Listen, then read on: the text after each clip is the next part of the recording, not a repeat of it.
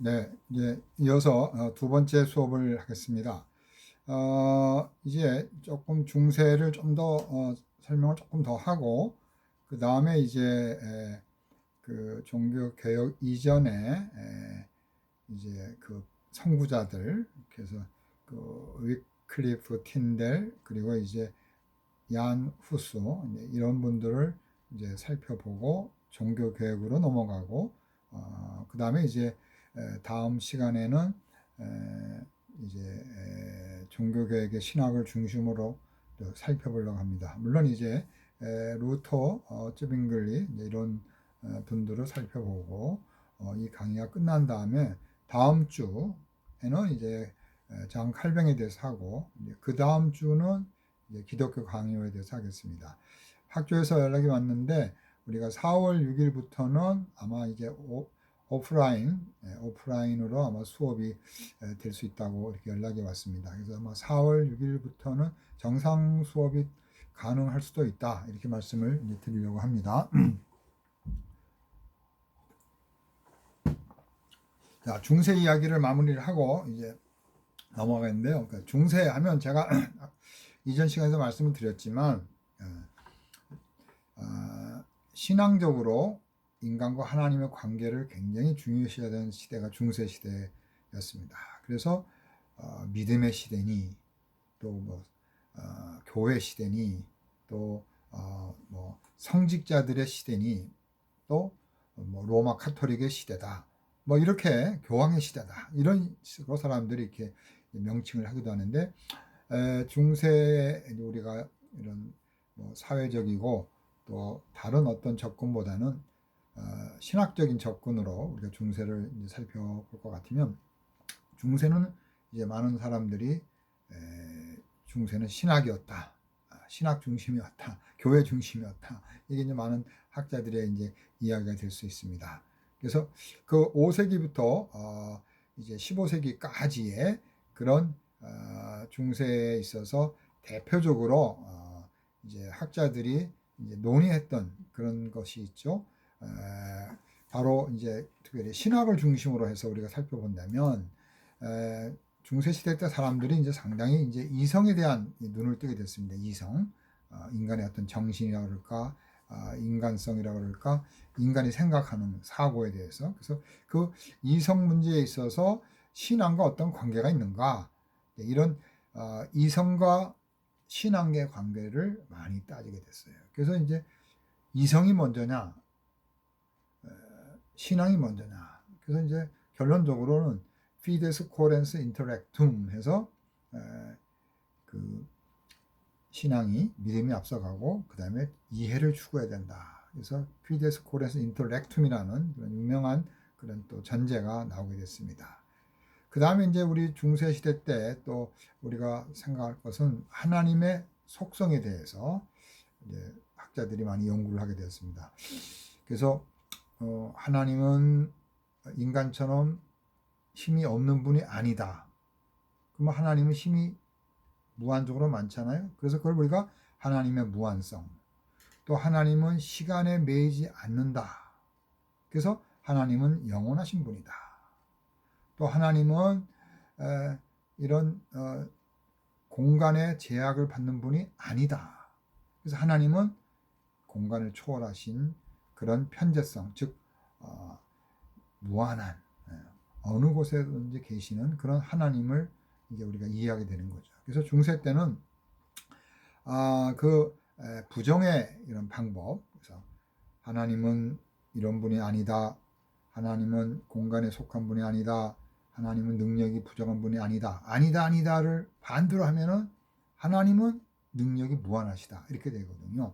그래서 그런 부정의 방법을 통해서 하나님을 이렇게 추구하려고 하는, 더 깊이 있게 연구하려는 그런 소위 말해서 부정의 신앙이 이제 또 시작이 되었습니다. 그 다음에 이제 중세 시대 때 악의 문제가 또 많이 생겼습니다. 그래서 하나님은 선하신 분이신데 왜 또 이렇게 악한 게 많이 있는가? 왜 하나님은 아담과 하와를 창조하시고 왜 사탄을 창조하고 인간을 왜 타락하게 했는가? 왜 인간은 이렇게 악한가에 대한 그런 악의 문제에 대해서 또 인간들이 고민하고 거기에 대해서 또 이렇게 많은 학문적 논쟁을 했습니다. 그리고 이제 또 나오는 것이 인간의 어떤 의지, 그 자유의지에 대한 그런 또 논의가 중세시대 때 많이 또 있게 됐습니다. 그래서 하나님의 원하시는 그런 그런 작정이라 할까 애정과 인간이 원하는 인간이 의지를 가지고 하는 이 관계에 대한 또 연구가 많이 있었죠. 대표적으로 그 중세 이후에 종교개혁 시대 때도 바로 에라스무스가 자유의지를 강조했고 루터는 노예의지라는 말을 썼잖아요. 그래서 인간은 자유가 있다. 의지에 있어서 그런 스스로 결정하고 스스로 미래를 좌지우지할 수 있는 선택할 수 있는 이런 모든 데 있어서 자유를 주장한 반면에 루터는 특별히 구원에 있어서 은혜에 있어서는 제한된 자유, 즉 우리에게는 주권이 없다. 우리 구원의 주인은 하나님이다. 그런 면에서 인간의 자유의지, 인간은 전적인 타락을 했기 때문에 의지에 있어서 그런 불완전, 즉 노예의지를 주인에 따르는, 주인이 가라는 대로 가는 거지 주인의 허락 없이 인간이 어떻게 그런 의지를 발생할 수 있느냐. 그래서 구원론적인 관점에서 루터는 그런 노예의지를 말했습니다. 이와 같이 그런 어떤 자유의지, 악의 문제, 또 하나님의 속성에 관한 연구, 그리고 또 이제 신앙적인 인간과 하나님의 관계, 또 이성과 믿음의 관계, 그리고 이제 한 가지 말씀을 안 드렸는데 이런 신에 대한 증명, 하나님 어디 계시는가에 대한 어떤 증명에 대한 이성적으로 증명을 하려고 그랬죠. 그래서 신논제 증명이 이제 아리스토텔레스의 어떤 철학을 써가지고 원인과 결과에 의해서 이거 봐라, 우주를 봐라, 이렇게 움직이고 운동하면 결과가 있다, 목적이 있다 해서 신논제, 신존재 능명이 이제 아퀴나스에 의해서 이제 시작이 되었습니다. 그래서 5가지 신 존재 증명이라는 것이 이제 유명한 그런 논쟁 중에 하나였습니다. 오늘날 이제 신학자들은 그런 이성에 의한 하나님의 존재하심에 대한 증명은 한계가 있고 믿음에 의해서 성경을 통해서 예수님을 통해서 우리가 하나님을 이해하고 하나님의 존재를 알고 하나님 믿는 것이지 인간의 이성을 통해서 어떤 현대의 어떤 과학적인 증명을 통해서 어떤 숫자적인 실험적인 걸 통해서 하나님이 계시다 안 계시다 이렇게 얘기할 수는 없다는 겁니다.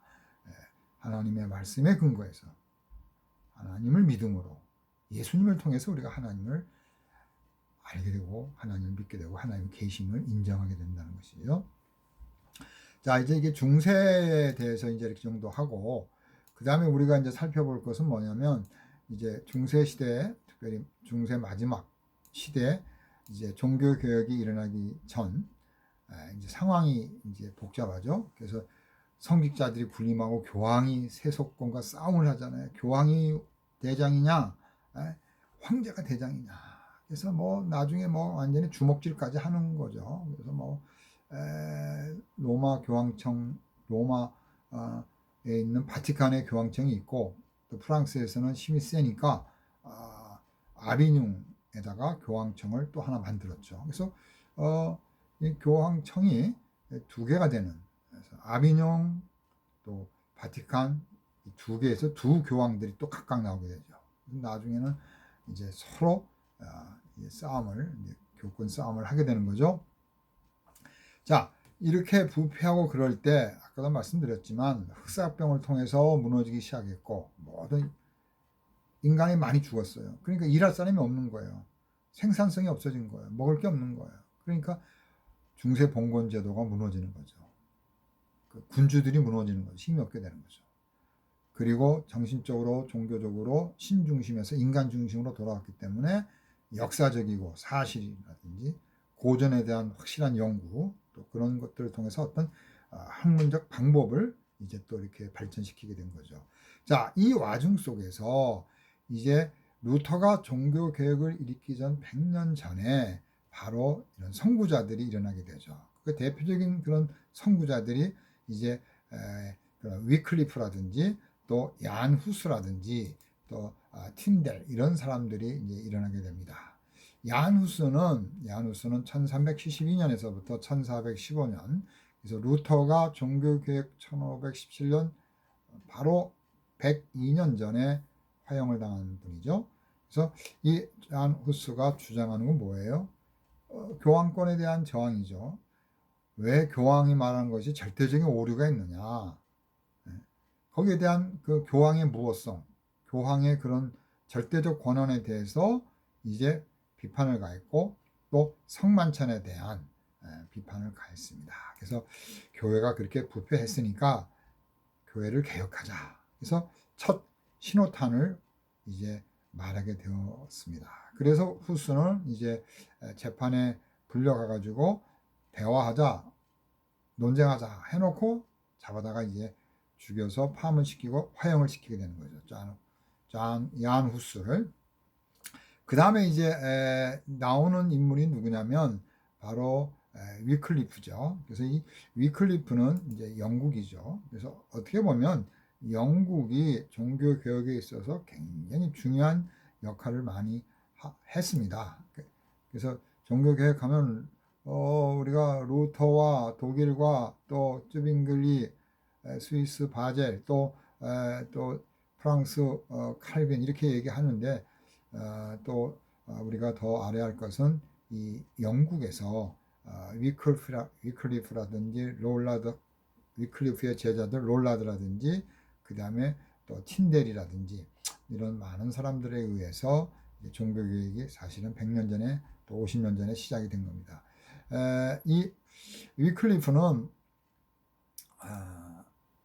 이제 성경을 번역한 것으로 유명하죠. 왜냐하면 성경이 중요하기 때문에 성경을 고국어인 영어로 번역을 했어요. 그래서 그것으로 인해서 죽임을 당하고 또 명예훼손인 그 무덤을 파헤쳐가지고 태워가지고 테임즈 강에다 뿌린 이런 일을 이제 위클리프가 당하게 되죠. 그래서 위클리프가 성경을 번역해서 오늘날까지 이제 획기적으로 위클리프의 성경 번역, 또 위클리프가 성경을 강조했기 때문에 그것을 주장했던 그 롤라드, 성경을 읽고 암송했던 그 롤라드에 의해서 이제 영국이 개신교로 이제 새로운 프로테스탄트로 이제 시작이 되게 됩니다. 그래서 위클리프에 있어서는 성경 말씀, 성경의 권위, 성경 번역이 이제 굉장히 중요한 공헌도였다.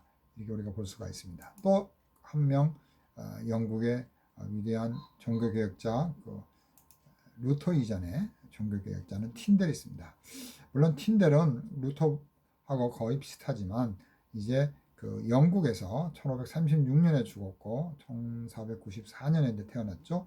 그래서 거의 뭐 비슷한 시대이지만 틴델도 바로 이제 종교개혁 1517년 이전에 이제 그 성경 번역에 많은 관여를 하고 또 영국을 이제 성경에 근거한 그런 국가로 많은 영향을 주었던 그런 분입니다. 자, 이렇게 틴델, 위클리프, 후스에 대해서 간단하게 설명을 했으니까 여러분들이 이제 교회사를 통해서 좀 더 연구를 하시고 중세에 대해서 제가 말씀을 많이 못 드렸는데 이런 중세에 대한 이런 교회사에 대한 책도 좀 여러분들이 공부하시고 또 중세의 그런 이제 신학에 대해서 제가 말씀을 많이 못 드렸는데 이 중세 신학, 특별히 토마스 아퀴나스의 신학, 아리스토텔레스의 그런 철학을 통해서 이제 중세의 신학이 꽃이 피게 되는데 중세에 이제 그런 어떤 보편 논쟁이 이제 일어나게 되죠. 제가 여러분들에게 나눠드린 대로 그 중세의 논쟁 가운데 뭐가 있냐면 이제 보편 논쟁이 있습니다. 보편 논쟁이 있는데 보편 논쟁이라는 것은 그 철학자들 가운데 어떤 실제에 대한 논쟁을 하는 거예요. 실제가 어디에 있느냐, 어디에 소속이 되어 있느냐, 볼 수 있느냐, 만질 수 있느냐. 그래서 보편 논쟁의 그런 핵심은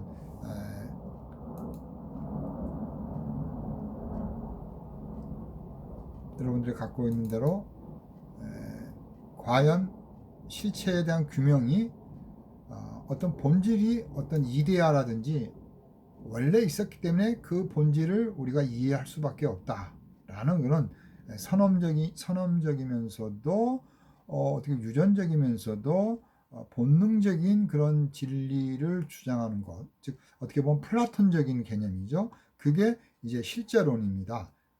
실제론 혹은 실체론이라고 부르는데, 거기에 반해서 진리라든지 참된 것은 현재 개체에 있다는 거죠. 그래서 유명론자들은 말하기를 진리라는 것은 저쪽에 있다 이렇게 말하는 것은 하나의 이름으로 그렇게 가상화하는 거고, 실제로는 여기에 있는데 개념상 이름으로 우리가 이름상 유명이죠. 유명론 이름상 실제가 우리 초월해서 있는 거다. 그래서 그를 우리가 유명론자라고 이렇게 부르게 됩니다. 그래서 실제론자는 실제가 이데아 속에 있는 거고, 보편론자 혹은 유명론자는 이름뿐인데 실제라는 것은 현재 이 개체 자체의 현실의 세계에 있다. 이게 이제 유명론, 이제 보편론쟁이라고 이렇게 이제 부르게 됩니다.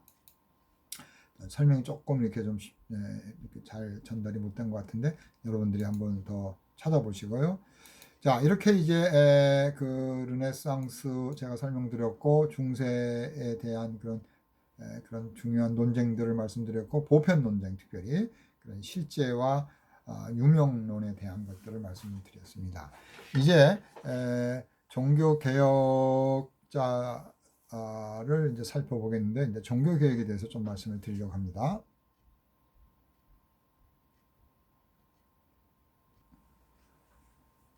자, 이제 종교 개혁 이야기를 이제 해보겠습니다. 여기 보면 이제 이렇게 종교 개혁이 이렇게 나와 있죠.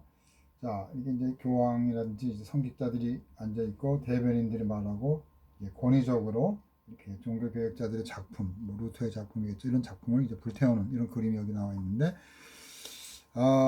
우리가 종교 개혁이라는 것은 교회 개혁이라고 아까 말씀드렸죠. 교회를 어떻게 개혁하는가. 교회가 잘못된 거죠. 성경에서 이탈하고 문제가 있기 때문에 그 교회를 하나님의 말씀으로 되돌리고 원래 초대교회의 정신으로, 또 바울의 정신으로, 예수님의 정신으로 교회를 다시 회복하는 것이 교회 개혁, 또 종교 개혁이었습니다.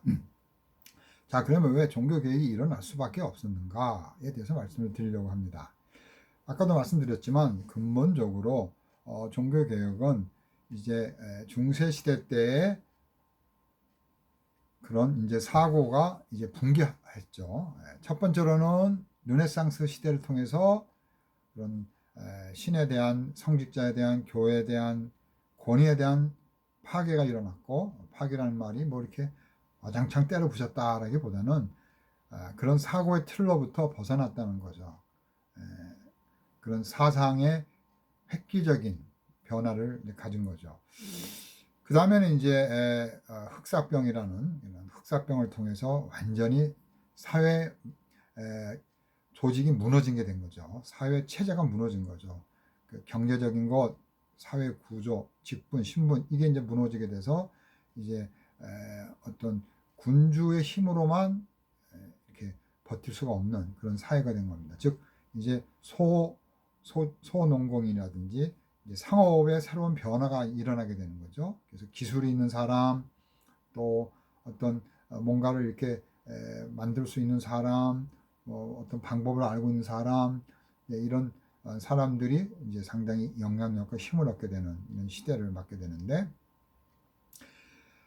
종교 개혁의 그런 그 역사적인 배경, 특별히 그런 왜 이런 것들이 일어났는가, 왜 종교개혁이 일어났는가에 대한 한 몇 가지를 이제 우리가 살펴볼 수가 있는데, 많은 학자들이 이제 한 몇 가지를 얘기하고 있습니다. 첫 번째로 그 당시에 이제 어떤 교회가 성경적인 그런 관점보다는 외형적인 거에 더 아직도 그걸 버리지 못한 거였습니다. 사람들은 힘들고 먹을 것도 없고 흑사병이 나고 지적인 변화가 일어나고 또 문헌에 대한 비판이 일어나고 이렇게 해서 모든 시스템이 이렇게 변화되고 있는데, 아직도 옛날 구습과 그 시스템을 유지하려고 하는, 즉 교회가 성직자 중심으로 그런 시스템을 가지고 가기 때문에 그것이 부패가 돼가지고 많은 문제를 일으켰습니다. 그래서 이제 돈이 없기 때문에 당시에 굉장히 기근이 많고 또 엘니뇨 현상으로 인해서 농작물이 없고 또 먹을 것이 없고 그래서 헌금이 많이 안 들어왔어요. 그러니까 예배당을 지어야 되는데 돈이 없으니까 이제 그런 방법을 생각하게 된 거죠. 그래서 바로 면죄부라는 것을 만들어서 이제 그 죽은 조상들의 영혼이 연옥에서 고생하지 않고 빨리 천국의 편안한 곳에 갈 수 있도록 여기 성도들이 빨리 그거를 덜어줘야 된다.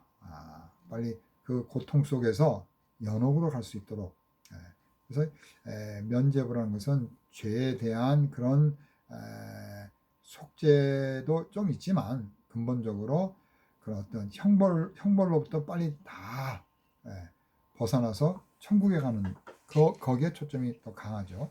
그래서 이제 면죄부 혹은 면벌부 벌에 대한 것들을 면해주는 그래서 면죄부 혹은 면벌부를 팔기 시작한 겁니다. 그래서 이제 다 어려운데 그걸 살 수가 없으니까 세일을 하게 되는 거죠. 블랙 프라이데이 같이 굉장히 세일을 하게 돼요. 그래서 평소에 1억 원 하던 그 면죄부의 그런 가격이 있었습니다. 원래 면죄부가 옛날부터 있었어요. 그런데 다들 어려운데 죽음에 대한 공포라든지 죽으면 천국 가야 되는데 연옥에 또 가야 되는데 연옥에서 오래 있으면 안 되잖아요. 그러니까 조상을 위해서나 자기를 위해서 면죄부를 사는데 돈이 없으니까 사제들이 그거를 대량으로 인쇄를 해가지고 인쇄술이 발달됐으니까 대량 인쇄를 통해서 그를 뭐 한 10만 원씩 싸게 이제 팔게 되는 거죠. 그래서 너나 나나 그 면죄부를 사려고 교회당에 줄을 쫙 쓰고 이제 그런 것들이 이제 그림으로 많이 나와 있는데요. 자, 이런 면죄부 사건, 또 성직자들의 도덕적인 타락, 또 부패, 또 이런 것들이 이제 시작이 된 거고, 또 아까도 말씀드렸지만 그런 르네상스 운동을 통해서 그런 이제 지적인 새로운 혁명이 일어나는 거죠. 그래서 원본에 대한 고전에 대한 연구를 통해서 그런 학문적인 방법, 또 성경 해석 방법이라든지 이런 것들을 인문주의자들로부터 이제 종교교역자들이 이제 공부를 하게 되는 거죠. 종교교역자들도 대개는 인문주의 수업을 받았고 칼빈이나 뭐 멜랑이톤이나 쯔빙글이 다 모두 인문주의자들이었죠. 인문주의자들이 하나님을 안 믿는 게 아니라 하나님을 믿는데 좀 더 이성적으로, 좀 더 학문적으로 추구했던 건데 이제 인문주의자들이 이제 종교개혁자가 됐다라는 건 뭐냐면 그런 이성의 우선보다는 학문의 우월보다는 성경 중심으로 또 영적인 그런 회개를 통해서 회심을 통해서 하나님 중심으로 다시 돌아서서 이성보다는 믿음을 강조하고 학문보다는 성경을 강조함으로써 기독교 신학을 세우고 기독교를 다시 세우는 것. 이게 이제 종교개혁자들이죠. 자, 이제 세 번째로는 이런 이제 사회적인 요인이 있지만 사회적 요인이 그런 십자가 운동을 통해서 많이 어려워지고 또 이제 상업이 발달하고 또 기술이 발달하고 이렇게 됨으로써 이제 사회적인 여러 여건 속에서 종교개혁의 많은 변화와 요인이 일어나게 됩니다. 자, 이렇게 이제 종교개혁의 변화에 대해서 시작에 대해서 이렇게 살펴봤습니다. 그래서 이제 그 종교개혁이 이제 1517년에 시작이 되는데 이 종교개혁에 있어서 대표적인 인물은 우리가 이제 루터, 저기 보시죠. 루터가 여기 나와 있는 마르틴 루터를 이제 시작으로 해서 이제 1517년 가장 그 큰 문제가 바로 면죄부 혹은 면벌부였기 때문에 그 문제를 루터가 이제 문제를 가지고 해결을 하게 되는 거죠. 그래서 루터는 면죄부라든지 구원에 있어서 잘못된 것들을 설명하게 됩니다. 그래서 이제 그 종교개혁자들의 루터, 또 쯔빙글리 이런 사람들의 그런 신학을 한번 살펴보겠습니다.